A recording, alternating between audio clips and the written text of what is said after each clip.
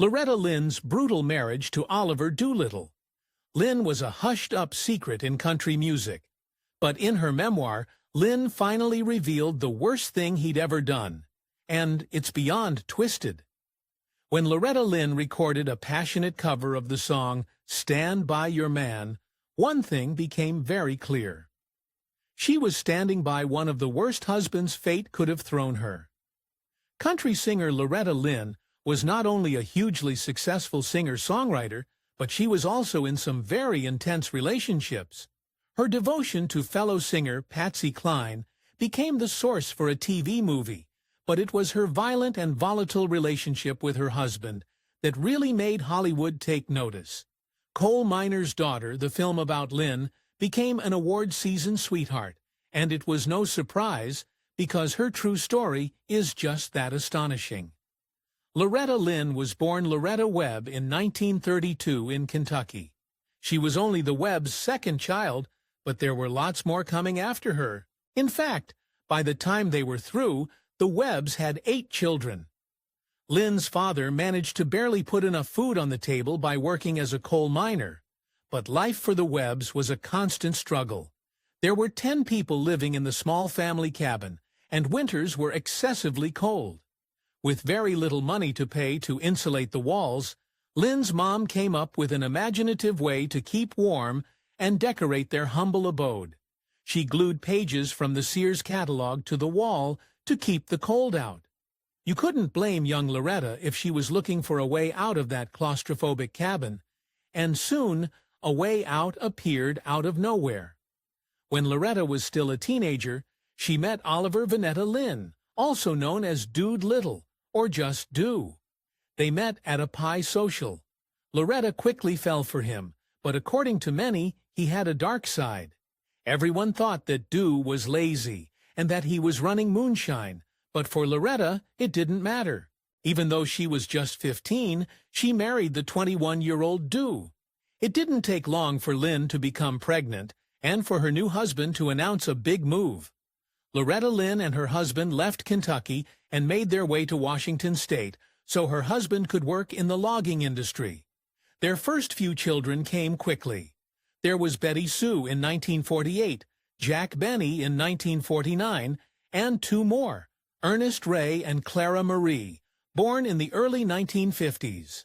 Somehow, while tending to all these children, Lynn found the time to sing. But there was one thing stopping Lynn from performing. Do saw that Loretta had talent as a singer, but he also saw the major problem holding her back. She was incredibly insecure about her abilities.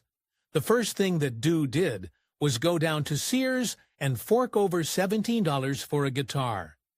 He then worked on Lynn's confidence. He told her over and over again that she was as good or better than the popular singers of the time. Lynn had trouble believing what her husband told her, but Do wasn't about to give up. There was a local talent show that was televised in nearby Tacoma, Washington, and Do convinced Lynn she could take home the top prize. Lynn nervously sang her heart out and made a huge impression on the judges. Strangely, the prize was not a huge sum of money or a recording contract. When Loretta Lynn netted the top prize of the talent competition, she was in for a huge disappointment. The prize was a wristwatch. It wasn't something more glamorous or that useful, but something good did come out of this experience. A Canadian man named Norm Burley noticed how lovely Lynn's voice sounded. Burley loved her voice, but he had to come up with a way to help her get famous. Burley was so inspired by Lynn's voice that he arranged for her to have a recording session down in Hollywood. He generously paid for both Lynn and Do to travel to California. When Burley heard the recording, he was so impressed that he started a recording company just for her. But Lynn and Do weren't about to leave her fate solely in Burley and Zero Records' hands. They had a plan to make sure that Lynn's song reached as many people as possible. While Burley was up in Vancouver starting Zero Records, Loretta Lynn and Do had their boots on the ground in America. Do used the Postal Service to send copies of the record and a picture of Lynn to radio stations all across the country. He sent 3,500 of these mail oats, but he was in for a brutal surprise. He heard back from exactly 0 of them.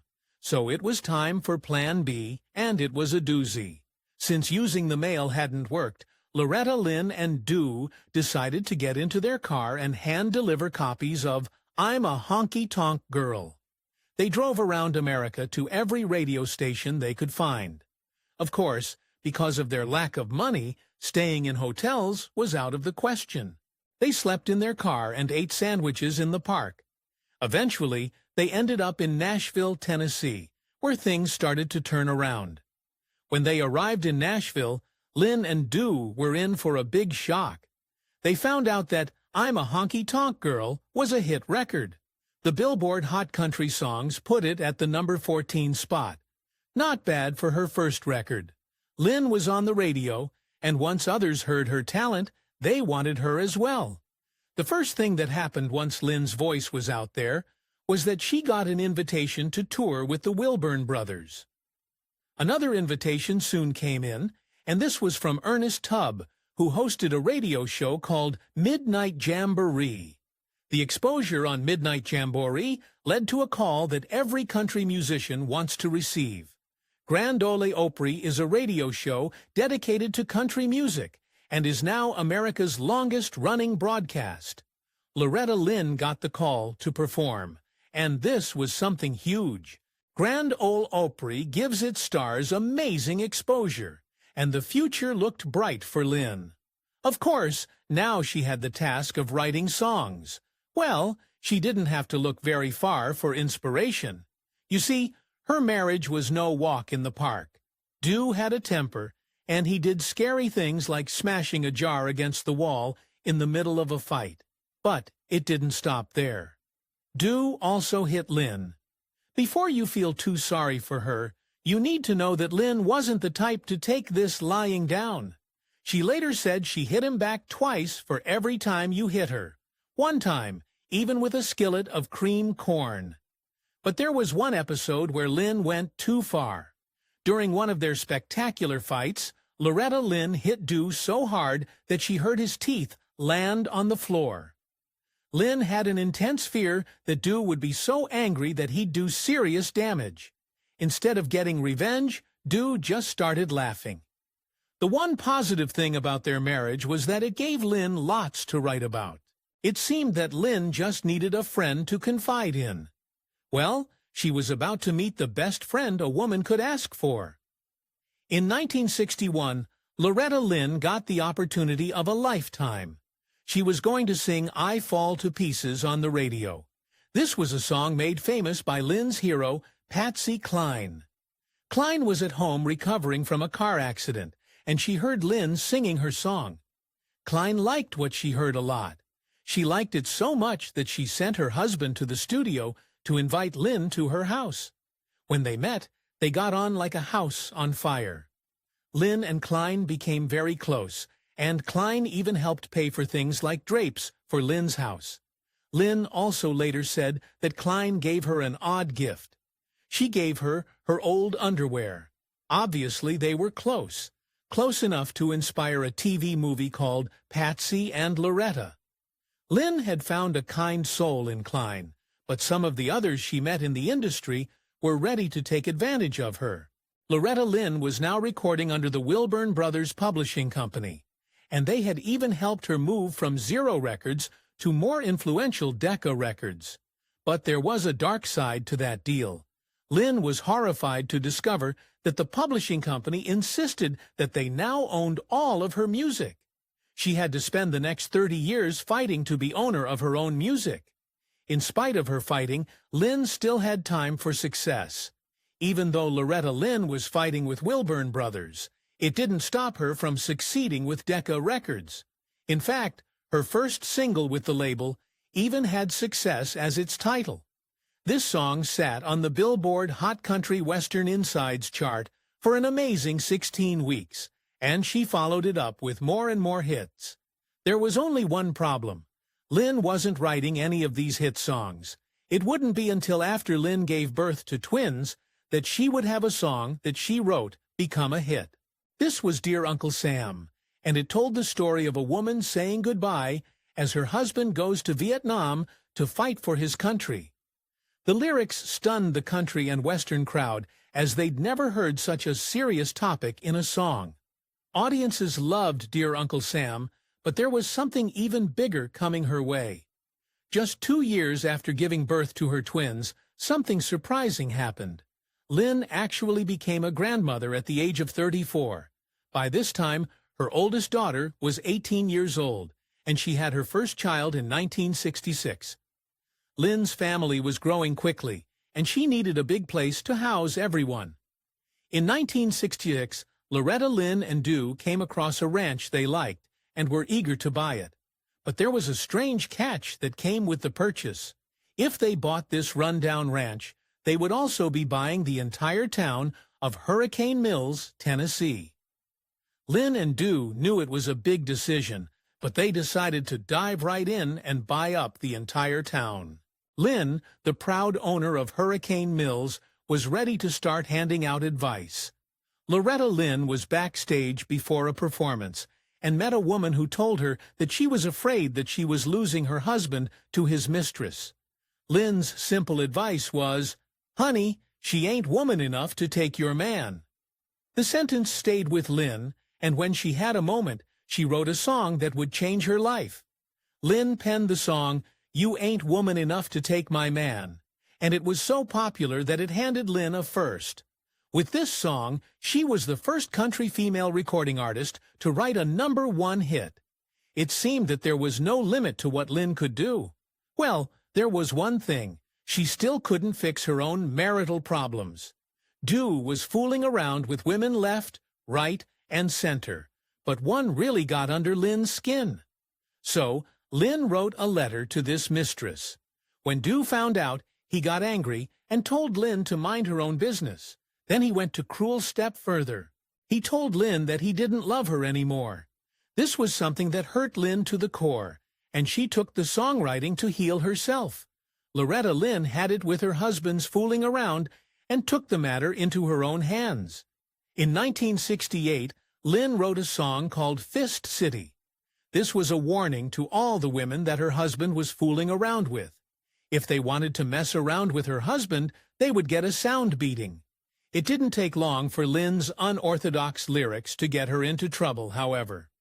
While one critic called Fist City the greatest song title of all time, others found the subject matter controversial.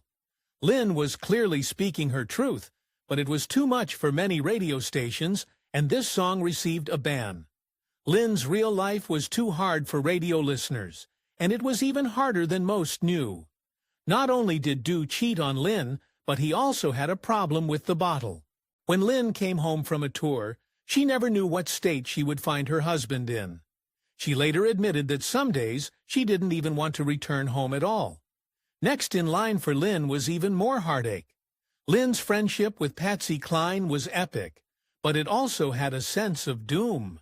You see, Cline had confided that she didn't think she would live a very long life. This gruesome premonition came true in 1963 when Cline tragically passed in a plane crash. In one night, Lynn had lost her best friend and her mentor. Luckily, Lynn had learned a great deal from Cline, and she was ready to take on America. The 70s were the decade for Lynn, and she amassed a huge fan base. She became so popular with women that Procter & Gamble hired her to sell one of their most iconic products, Crisco shortening. By the end of the 1970s, the Academy of Country Music named her the Artist of the Decade. She was the first woman to hold this honor. Lynn was at the top of her game, and Hollywood noticed. In 1980, Lynn was famous enough to have a movie made based on her life. Lynn was very excited about the project, and happily announced on a talk show that Carrie star Sissy Spacek would be playing her and coal miner's daughter. There was just one problem. Spacek hadn't agreed to be in the film. Spacek had been avoiding deciding whether to appear in coal miner's daughter, and had even tried to scare the producers off by insisting she would sing the songs herself. One major hurdle for Spacek was the fact that she didn't even like country music. Lynn really wanted Spacek to say yes, so the pressure was on. Spacek eventually came to her decision in an unorthodox way. Loretta Lynn had picked Spacek herself for the role, and the producers had even fired a director who didn't want her in the lead. Spacek prayed about the decision and then got an answer from God. When she was listening to a car radio, suddenly a coal miner's daughter came through the speakers. But that's not the weirdest part. She was listening to a classical music station at the time. Spacek said yes and began her rather unorthodox preparation for the role. When Spacek had agreed to play Lynn, her first decision was to follow Lynn around everywhere. You see, Spacek quickly became obsessed with getting Lynn's mannerisms down right and watched her carefully both on and off the stage. But Spacek wasn't the only actor to nail their part in this film. One day, when Lynn was visiting the set of Coal Miner's Daughter, she thought she saw a ghost. But it wasn't a ghost, it was just the man who was playing her father. As it turned out, the hair and makeup people did such a great job of turning Levon Helm into Lynn's father that she almost fainted when she saw him. Sadly, Dew wasn't quite as happy with the other actor playing him. When Lynn's husband Dew heard that Tommy Lee Jones was going to portray him in the movie, he didn't have any intention of even meeting the actor. That's when Jones did something outrageous. He went full method. Jones got himself some moonshine and drove a jeep through town, completely inebriated. The local sheriff took him to the station, where they beat him up for resisting arrest. His gambit worked. This pleased Dew, and he and Jones became friends. When Coal Miner's Daughter did eventually reach theaters, the reception was nothing short of astonishing. It reached #1 at the box office, taking in $3.6 million on its opening weekend. The critics also loved it, and when award season came around, it got 7 Oscar nominations and 4 Golden Globes. Spacek won both the Oscar and Golden Globe and a slew of other awards. Lynn's life story had taken Hollywood by storm, so she turned around and did something completely un-Hollywood to follow it up. In 1981, motocross race promoter Dave Coombs came across Lynn's ranch and had an idea. He was looking for an out-of-the-way location for a national motocross race and asked if Lynn would have an interest in hosting the event. Lynn gave an enthusiastic thumbs up, and the event has been held there ever since. Sadly, the ranch is also a source of sorrow for Lynn. In July of 1984, Lynn's son, Jack Benny, went for a horseback ride at his mother's ranch. When he came to Duck River, he decided to try and cross it on horseback. What happened next was one of the worst tragedies in Lynn's life. Jack Benny drowned in the river that day. When this happened, Lynn wasn't at home. She was dealing with her own catastrophe. As it turned out, Loretta Lynn was actually in the hospital when Jack Benny had his accident. Lynn had been on tour, and she was suffering from extreme exhaustion. While she was recovering at the hospital, she had to deal with the news of her son's passing. Sadly, Lynn would soon be spending even more time in hospitals.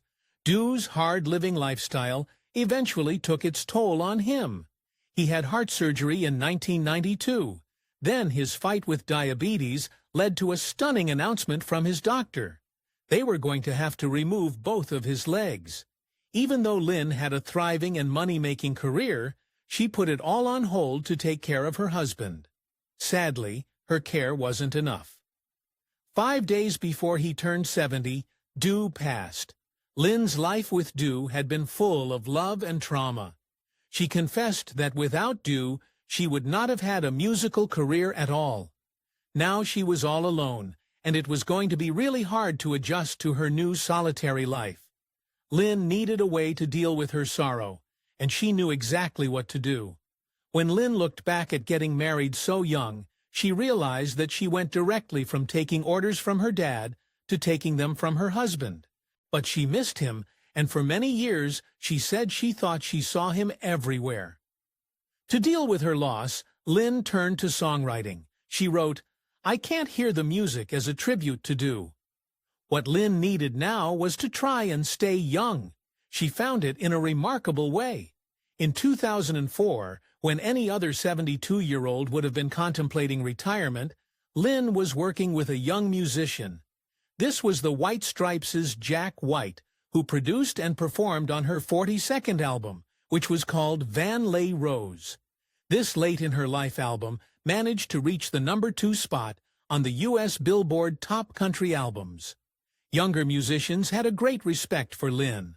Loretta Lynn's tempestuous and occasionally violent marriage to Oliver Doolittle Lynn was an open secret in country music. But in her autobiography, she revealed the worst thing he'd ever done to her. In the midst of one of his many affairs, he told her he was leaving her when she was giving birth to one of their sons. That is going to bring us to the end of the video. If you enjoyed this Factinate video, give it a thumbs up and subscribe for more incredible stories. Want to say in who we cover next? Join our membership program through the link in the description for exclusive perks. Your support means everything to us. Thanks for watching, and we'll see you in the next one.